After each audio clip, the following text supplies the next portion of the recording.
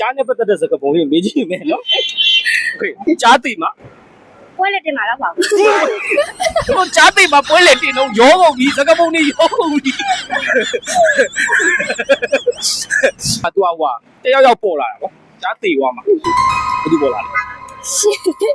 ရှင်တဲ့ ချင်းသိကြီးကတော့ချင်းသိ crazy လားချင်းသိ crazy လားချင်းသိတော့မဟုတ်ဘူး ချက်တဲ့ကြားတယ်ပါပါပေါ်လာ ဘာပေါ်လာမလဲ ကျွဲ ကျွဲကြားသိမှာကွာကြောက်တတ်တာပဲတူတူဖြစ်မလဲ ရှင်တဲ့ပဲကို ချင်းသိကြားရှိပါသေးတယ် ကြားချစ်ပေါ့ ကြားရေးပြီကြားရှိ မောက်ရက်အပေါ့ ဘာဖြစ်လဲဟုတ်တယ်ရေးပြီကြားရှိ မောက်ရက်လာပါလားမသိဘူး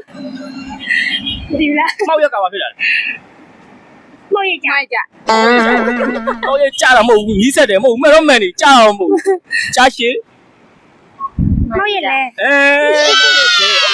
လွယ်လွယ်လေးတွေပါအေးဆေးပါကြားကိုလည်းကြောက်ရတယ်လေကြားလည်းကြောက်ရတယ်ပြီးတော့ပါလေနောက်ထပ်ပါကြောက်ရသေးတယ်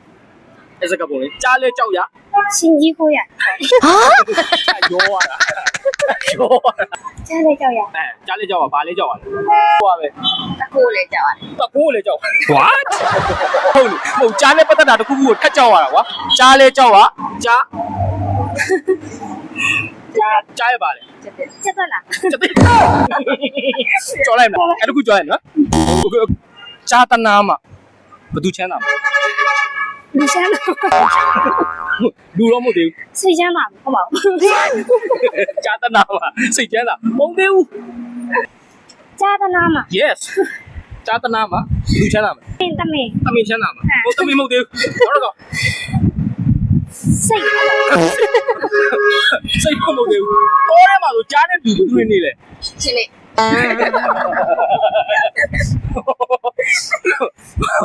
ကြော်လိုက်တော့မယ်ဒီတစ်ခုလည်းကြော်လိုက်တော့မယ်နောက်ထပ်ကြားမှုလေခုနကစကလုံးလေးပဲမေးလိုက်မယ်ကြားကြောက်လို့ရှင်ကြီးကို ရှင်ကြတဲ့ဆို yes ဘာလဲဒါမျိုးကျတော့ချောနေတာပဲနော် okay နော်ဘာပြောပြောကျေးဇူးတင်တယ်နော်ပေါင်းပါဝင်ပေးရတဲ့ပြီးတော့ရှင်းလေးဒါလေးကို TikTok မှာတင်မယ်ကိုကြီးတို့နော်